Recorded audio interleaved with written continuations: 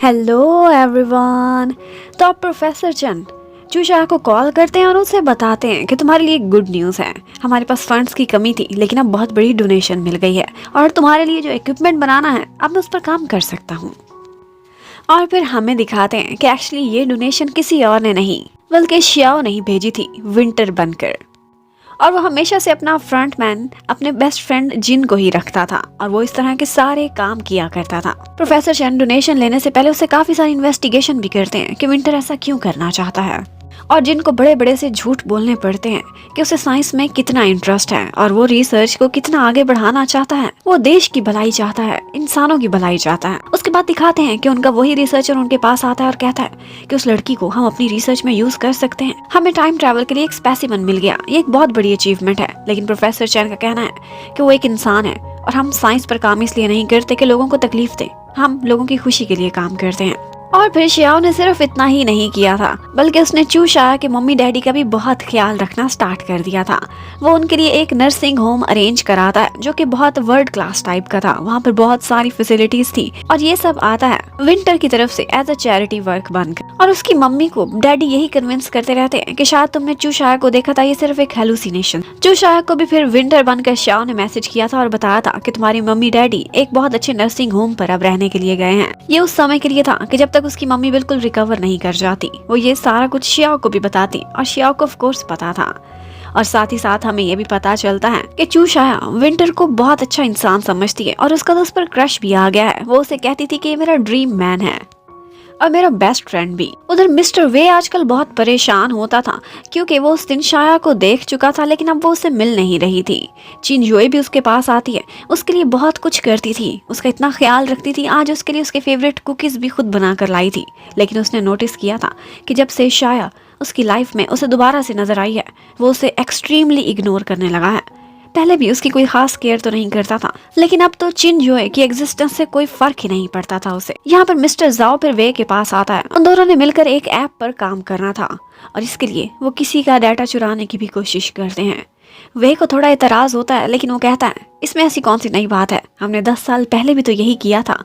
Actually उनका इशारा था शियाओ के डैड की तरफ। अब मम्मी डैडी जब घर से जा चुके होते हैं तो शाया अपने घर देखने के लिए जाती है लेकिन कीज नहीं थी। इतने में उसकी गट सेंस उसको कहती है कि एक जगह पर एक ब्रिक के नीचे घर की चाबी पड़ी होगी और वो वहीं से ही निकलती है। ये घर उसे अपने हार्ट से काफी क्लोज फील होता है लेकिन फिर भी उसे कोई खास यादें नहीं आई थी। और उसके बाद वो दोनों उसके बेडरूम में जाते हैं। शाया ने बचपन में अपने डैड के लिए एक ऐसे लिखा था और उसके डैड ने वो नोटबुक भी वहीं पर रखी हुई थी। यहाँ पर शियाओ भी अपने डैड को बहुत याद करता है। अब घर के बाद शियाओ उसे एक और जगह पर लेकर जाता है। एक्चुअली वो एक कैफे था, उसने पता कराया था कि वो कहाँ काम करती थी। वो कैफे अब बिल्कुल सुनसान पड़ा हुआ था और वहाँ पर कोई कस्टमर्स भी नहीं आते थे, ना ही वो सही से चलता था।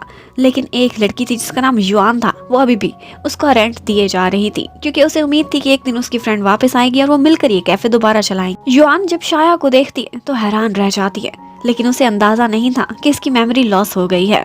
वो आहिस्ता आहिस्ता उसे समझाती है, बताती है कि हम दोनों फ्रेंड्स थी, ग्रेजुएशन के बाद हम दोनों ने मिलकर ही यहाँ पर कैफे खोला था और ये बहुत अच्छा चलता था। यहाँ पर तुम सिग्नेचर डेजर्ट्स बनाती थी जो लोग बहुत पसंद करते। वो कैफे के अंदर जाती है, वहाँ की बहुत सारी चीजें देखती है लेकिन फिर से उसे और कोई यादें नहीं आई थी। यहाँ पर वो तीनों कैफे में खड़े बातें कर रहे होते तो उन्हें वहाँ पर वे आता हुआ नजर आता है। उसे लगता था कि वो जरूर अपने कैफे पर आएगी, इसीलिए उसे तलाश करने यहाँ पहुंचा था। लेकिन एक्चुअली युआन को वे बिल्कुल भी अच्छा नहीं लगता था। वो उससे लड़ने लगती है लेकिन वे को किसी की परवाह नहीं थी। वो सिर्फ शाया से बात करना चाहता था। उसे पता चल जाता है कि शाया की मेमोरी लॉस है, इसे कुछ भी याद नहीं है। वो उसे बताता है कि मैं तुम्हारा बॉयफ्रेंड हूँ। लेकिन युआन का कहना था 10 साल बीत चुके, अब तुम खुद को एक्स बॉयफ्रेंड बोलो। और युआन उसे और भी बहुत सारी बातें सुनाती है कि कल तुम्हारी हिम्मत कैसे हुई इसका फ्यूनरल अरेंज करने की। पर शाया वे से पूछती है तुम अगर मेरे इतने ही क्लोज थे तो तुम्हें पता होगा कि मैं डिसअपीयर कैसे हुई। लेकिन वे कहता है कि उन दिनों मेरी कंपनी नई बनी थी, मैं काम में बहुत बिजी रहता था, तुम्हें टाइम नहीं दे पाता था।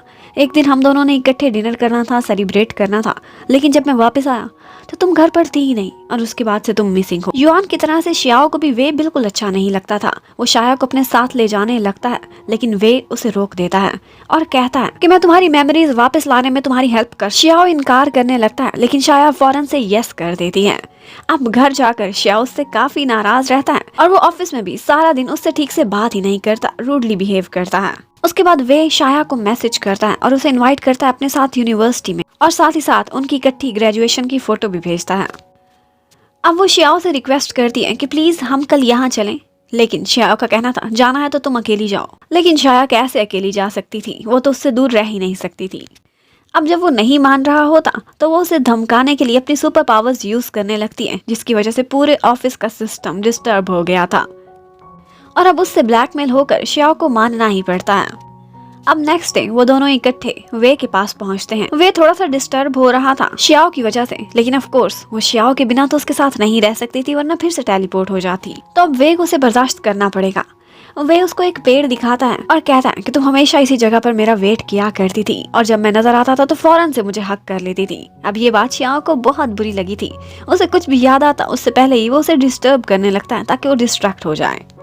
और फिर उसके बाद वे उसे एक लाइब्रेरी में लेकर जाता है और बताता है कि इस पॉइंट पर खड़े होकर तुमने मुझसे लव कन्फेस किया था और जो भी रोमांटिक बातें की थी वो सारी उसे बताता है। लेकिन यहाँ पर श्याओ की नजरों में बहुत ज्यादा जेलसी का फैक्टर नजर आ रहा था और उसकी यही कोशिश थी कि वे से रिलेटेड तो उसे कोई भी याद वापस ना आए।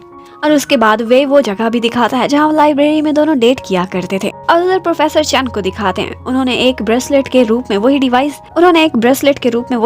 बना ली जो उन्होंने शाया की मैग्नेटिक फील्ड को कंट्रोल करने के लिए डिजाइन की थी।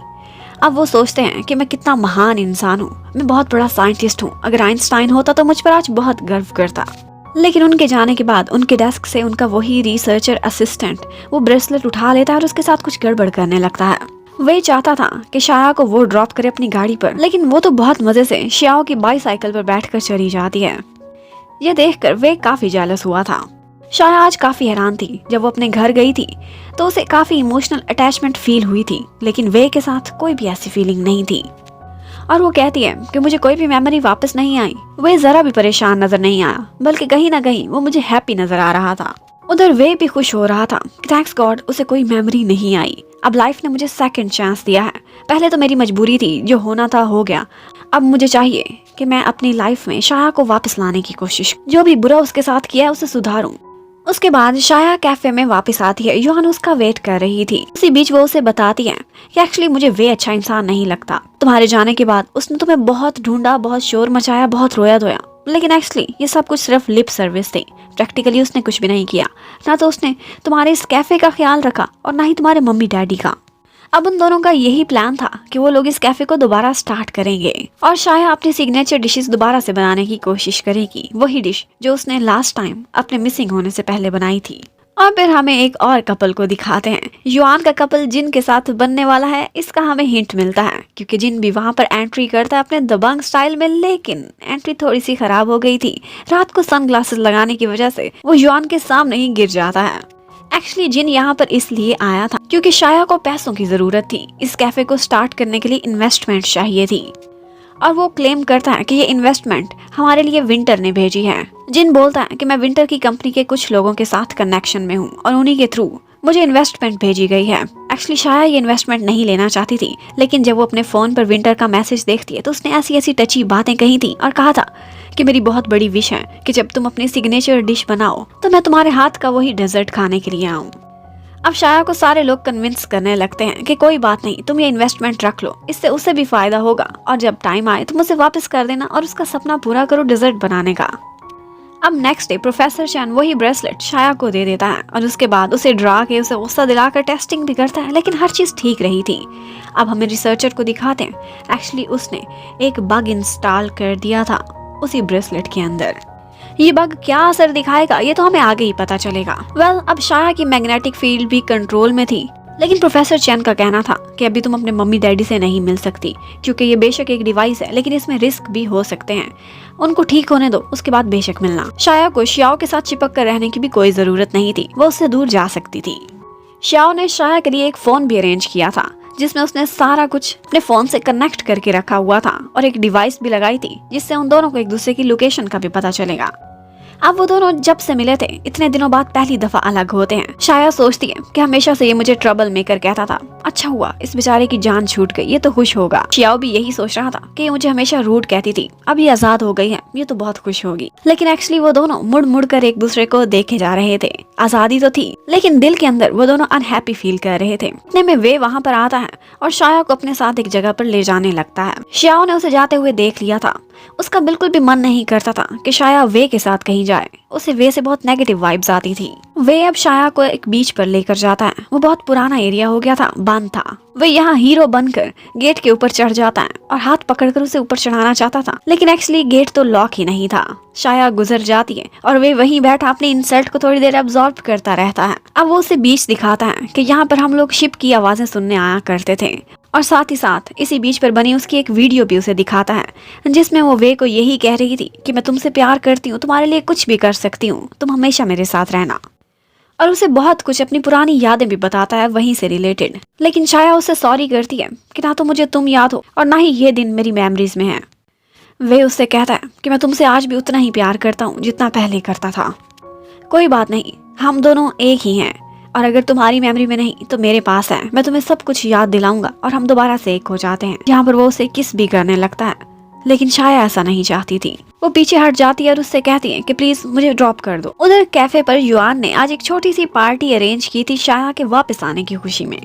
शाया उसी के लिए डेकोरेशन कर रहा होता है कि वहाँ पर वे और शाया को वापस आते हुए देख लेता है।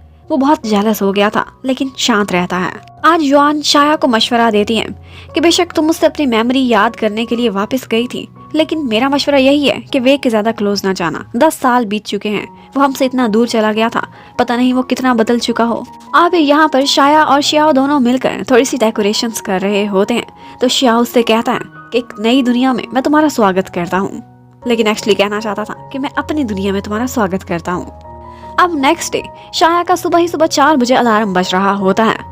शियाओ बहुत तंग होता है, लेकिन एक्चुअली वो अपने कमरे में थी ही नहीं। वो पहले ही नाश्ता लेने चली गई थी और अपने दिन का स्टार्ट बहुत अच्छे से करना चाहती थी, क्योंकि आज उसका प्रोफेशनल लाइफ में पहला दिन था। वो शियाओ को भी जबरदस्ती 4 बजे नाश्ता करा देती है और जाते हुए कहती है कि मुझे मिस मत करना। वो टैक्सी से जा रही थी और अब उसे पैसों की भी कोई परवाह नहीं थी। कहती है कि आज से मैं कमाने लगी हूँ, सारे पैसे वापस चुका दूंगी। और हमें फिर युआन को दिखाते हैं, वो बहुत सारा सामान अंदर लेकर जा रही होती है, लेकिन उससे ले जाया ही नहीं जाता। तो यहाँ पर जिन एक हीरो बनकर एंट्री करता है और आकर उससे कहता है कि तुम्हारी ये सॉफ्ट सॉफ्ट हैंड्स सिर्फ बुके पकड़ने के लिए हैं और मेरी स्ट्रॉन्ग आर्म्स तुम्हारा ये काम करने में हेल्प कर। लेकिन वो मटेरियल इतना हैवी था कि उसकी स्ट्रॉन्ग आर्म्स भी जवाब दे जाती हैं। और यहीं पर ये पार्ट खत्म होता है। Thank you for watching, stay connected, bye bye.